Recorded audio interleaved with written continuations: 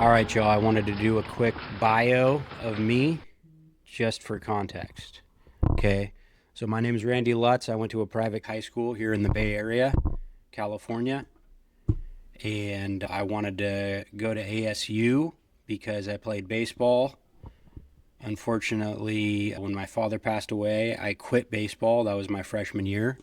But since I had childhood dreams of going to ASU for baseball, I just went ahead and still went to ASU. I pretty much only studied women, whiskey, and weed, and I did not go to classes, but I did fall in love with food. I took a nutrition class that I did actually go to, and that inspired me to basically quit college and make the decision to enroll in culinary school.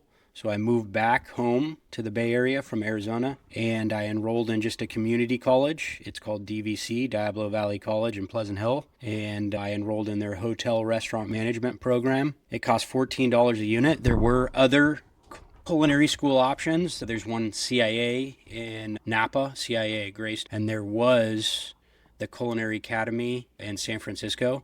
Both were super expensive, and I didn't want to take out a loan, so I went the cheap community college route. It was a 2-year program. You basically get an associate arts degree. While I was doing the culinary school, I worked full time in kitchens. My first job was at a French bistro called La Salamander.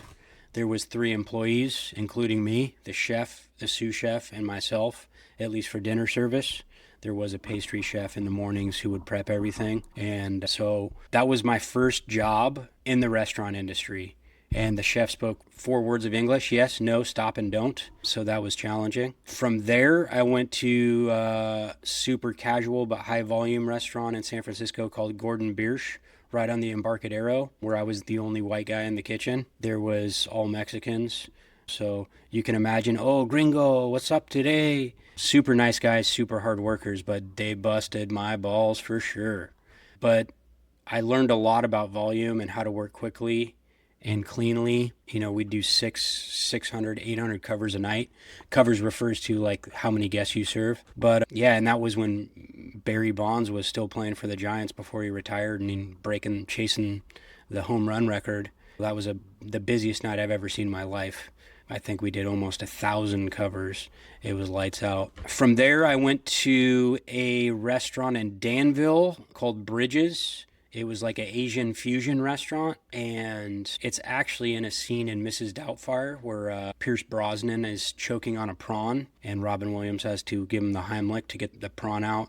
He had a chili pepper allergy or something, and he choked on it. But there I worked for a Chinese chef, Kevin Jin, and he really was a good mentor. He taught me a lot about balance, both in life and in food, yin yang, how to balance flavors, how to balance things in your life and get the most out of it. And from there, I went to a restaurant called Postino in Lafayette, where I worked for a chef, Michael Zider Jr., and that was like a rustic Italian, but kind of fancy restaurant. And Kat Cora, who was like Iron Chef America, was actually the original opening chef there, and Michael Zider worked under her. I didn't work with Kat Cora, I worked with Michael. But that was a pretty high volume restaurant as well, and a little bit more refined, fine dining kind of situation. And then from there, I went to a restaurant in San Francisco called Fairlawn at Union Square. And this was a really fancy restaurant compared to what I had done. And it was really focusing on seafood. Basically, almost everything we served was seafood.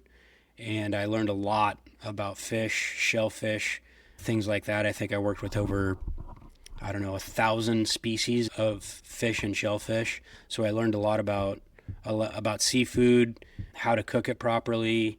Every fish is different, so there's a lot of variables. And volume wise, we do 300 to 400 covers, but really high end food. Probably our average check there was maybe $95 per person. Casual but elevated and fancy at the same time. So I worked there for 3 years. The first year I was a line cook, and then I was promoted to sous chef. So that was my first advancement in the industry.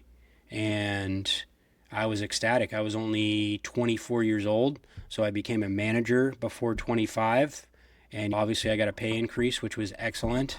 And then I really delved into managing people and their different personalities, which can be very challenging. I remained there for 2 years after being promoted, and so 3 years there, and then I decided it was time to make a change and move on. So from Farallon, I went to a restaurant called Hawthorne Lane. Actually, it was called Two, but it was originally called Hawthorne Lane. I worked under a chef named David Gingrass. He was the owner operator, but I was the chef de cuisine. So basically, I ran the kitchen, I guess with his guidance, but I was basically day-to-day operations. I was running the kitchen by myself. So that was super casual food, bar style food, pizzas, pastas, but everything fresh made in house. This guy, David Gingrass, he was a whiz with baking, bread making. We had a sourdough starter for the pizza. That was a 25-year-old mother. The mother is basically the starter that helps the dough grow and rise and stay alive.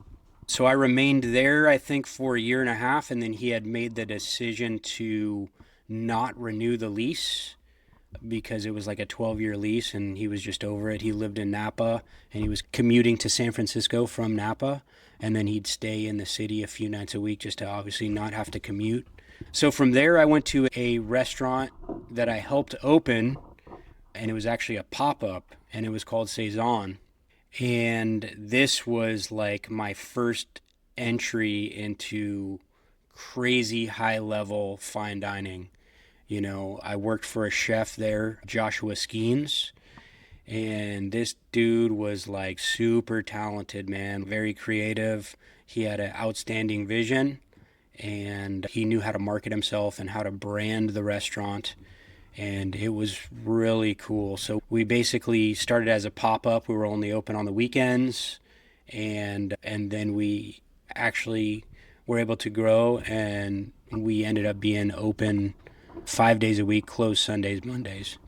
But this was like the other end of the spectrum. We served at the most like 40 to 60 guests a night, but we're talking about 12 to 18 course tasting menu, very small plates. All the products are like unbelievable quality. They're sourced with the utmost respect. The majority was local, but we did have stuff overnighted from Japan because we use crazy high-end sea urchins and abalones and raw fish for sashimi courses. Shopped at the farmer's market every day. Everything was hyper focused on being fresh and local. Obviously, besides those specialty items we sourced from Japan. But this was a really cool place. It was actually awarded 2 Michelin-stars while I worked there. But I took a step back from being a manager to just being like a chef de partie, which is basically I just ran a station. So basically I ran a griddle saute station where I cooked all the fish courses, and that's basically all I did. So with that, I took a drastic pay cut, but I learned an incredible amount, and that sometimes is worth it. It's not always about the money. It's really about the learning experience and helping you grow.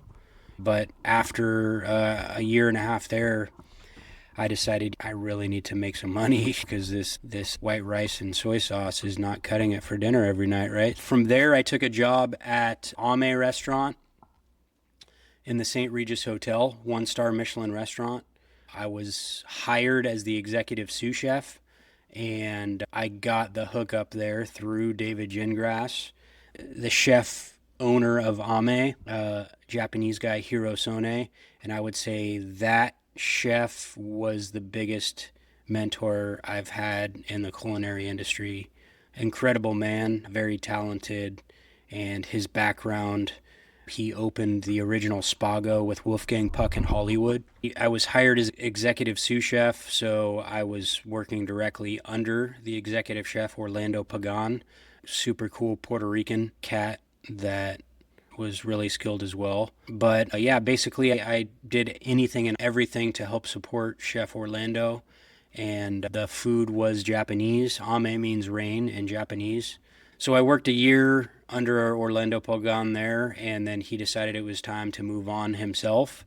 So I became the new executive chef. And that was my first introduction into being the true leader of the kitchen. Everything falls on me. And I dove in head first, man. I gave it everything I had. I left everything on the field, as they say. And it was a really amazing experience. I accomplished a lot. I got a Zagat 30 Under 30 award, San Francisco, where basically they honor 30 chefs under 30 years old in the industry, in the region. So that was San Francisco, Bay Area. And that was a definite honor. And I was also invited to be a judge on the finale of Hell's Kitchen, season 13, episode 16. I went on the show and I judged the first course cold appetizer of the finalists. Got to meet Gordon Ramsay, and that cat is a super cool guy. He's definitely intense, but that's what the persona that you see on TV, that's not him, man. He's super cool, and he's really into fitness, which was cool because I'm into fitness. And like he's I just got back from an Ironman in Hawaii. Ironmans where you swim, bike, and run. So dude was super fit and real cool. But that was a good experience. And so, yeah, 3 years I stayed at Ame, and then there were like rumors of not renewing the lease in the hotel. The St. Regis is a super bougie 5-star hotel. So, you know, that's a big deal to be a restaurant within the 5-star hotel like that. But from there, I decided it was time to make a change. I felt like I had learned everything that I could, and I wasn't growing anymore. And I'm always trying to push myself to grow. I decided it was time to make a change. So from there, I went closer to my hood. So meanwhile, this whole time, those jobs were all in San Francisco, and I was living 40 miles away. So I was basically commuting 1 to 3.5, 4 hours per day based on traffic. I decided it was time to kind of reel it in a little bit and work a little bit closer to home. So that's when I delved into the corporate chef part of my career. I took a job working for Blue Star Resort and Golf, basically where I managed a active lifestyle community, which is basically it's a 55 and older community, but being that it's an amenity for the community, there's so much less pressure on you as a chef because as an amenity, you don't have to make money. You're literally there to please the guests. Obviously, you need to cost control. You don't want to blow your whole load, right? You want to keep things under wraps.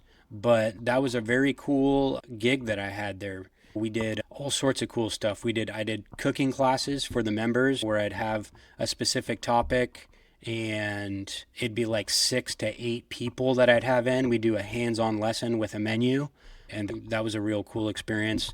Then once a month, we did like a special tapas dinner where it was like a chef custom 6 to 8 course meal that I created, and it'd be like 60 guests or so. And that was a hit, man. The members loved it. They were blown away, and that was a really cool aspect of it. And then they had a special event side.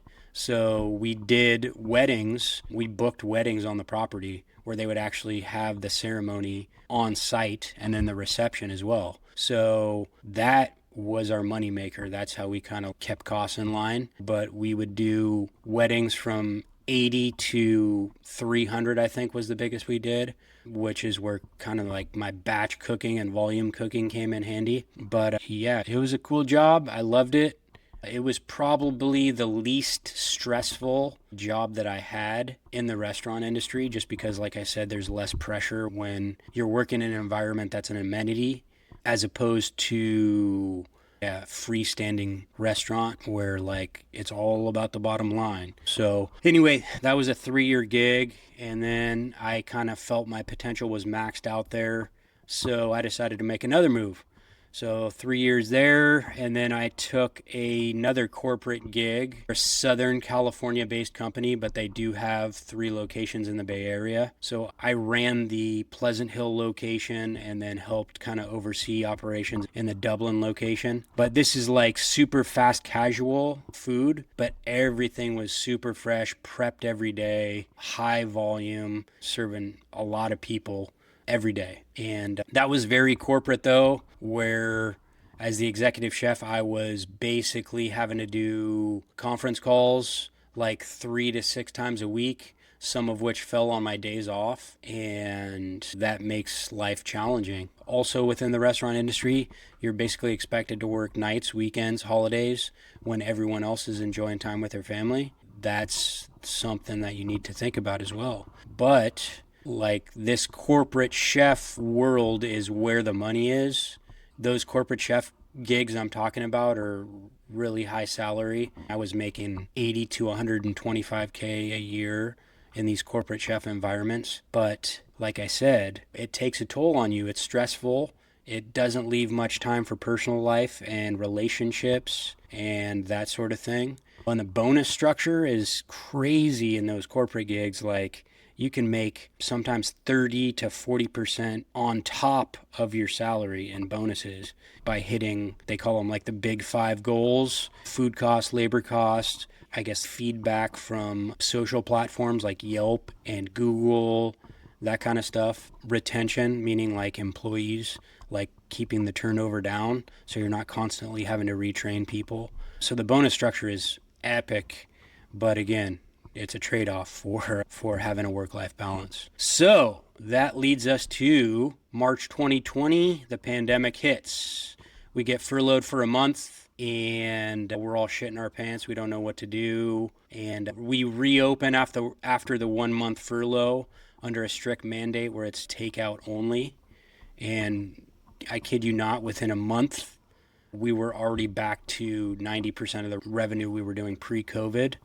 And the corporate high up team quickly saw that we were doing that kind of volume with less staff, and they didn't want to change that. So basically, I was put in a position where I needed to ask my team members to perform at a higher level and do more work when I'm not going to pay them any more money. So that kind of really frustrated me, and I didn't think it was right, because I totally get it. From a business standpoint, that makes sense. And in this day and age, that's what you need to do to make money, to be successful in the restaurant industry. But ethically, from my perspective, I was not okay with that. And don't get me wrong, they're really good company and they make really good food. But just from my standards, like I said, ethically, I didn't think that was right to have to ask team members to do more and not compensate them accordingly. So I decided to make another change. And this is where I really took a deep look at my life and hit pause and really figured out my next move. At this time, I basically was just under 20 years in the restaurant industry, and I took a year off. I didn't do anything. I just refreshed my brain and I came up with a plan. And my two best friends, they were commercial truck drivers, and they worked for a company driving concrete mixer trucks. So basically they delivered concrete to job sites and provided concrete. And I've been friends with them so long. While I was busting my ass in the restaurant industry, they were telling me about, they were always telling me, you should do this, you'll be happier. It's really good money. We make really good money. And we're going to get a pension and we get lifetime medical. And dude, you should do it. So yeah, I enrolled in truck driving school locally here in the Bay Area. And that's like the easiest way to get into the trade industry. Like I could have got my CDL in 4 weeks, but unfortunately the DM was so backed up that I think it ended up taking 7 weeks. So basically the day I signed up for truck driving school, the instructor made my DMV appointment because they were so backed up. So I got my CDL in 7 weeks. Typically the fastest people can get it is in 4 weeks. But if you have half a brain, it's super easy, and truck drivers are in demand. I don't know, anywhere you are in the country, I guarantee you that you see trucks now hiring Class A, now hiring Class B drivers.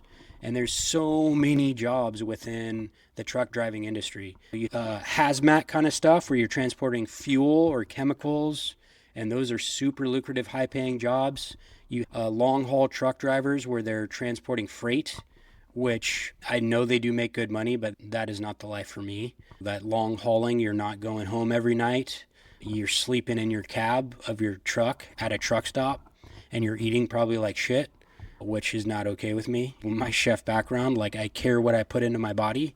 I want my output to be directly related to my input, meaning like I only put good things in my body because I want good things to come out of my body. And I think within 6 days, I had applied to get the concrete mixer truck job. And within 6 days, because I did have the hookup with my two friends, they took a shot on me, man, with no driving experience whatsoever. But my two friends vouched for me, and they say, I can tell you right now, he's a good driver. He tows a bass boat with me when we go fishing. He's a really good driver. He's a really good kid.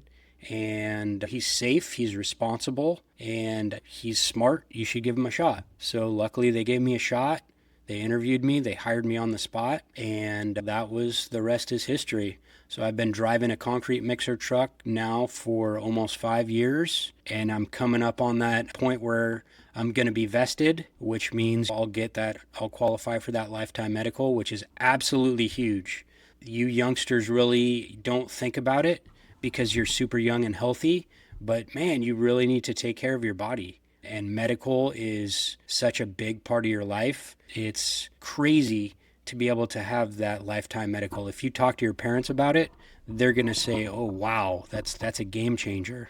Like you can't touch that. There's really no other industry that can offer you that sort of thing. So that's my story, and I wanted to tell it because I wanted to give you context for where this idea came from and why I think you should listen and why I think I can help you. Basically, provide a blueprint for your road to financial freedom. So that's it. We out.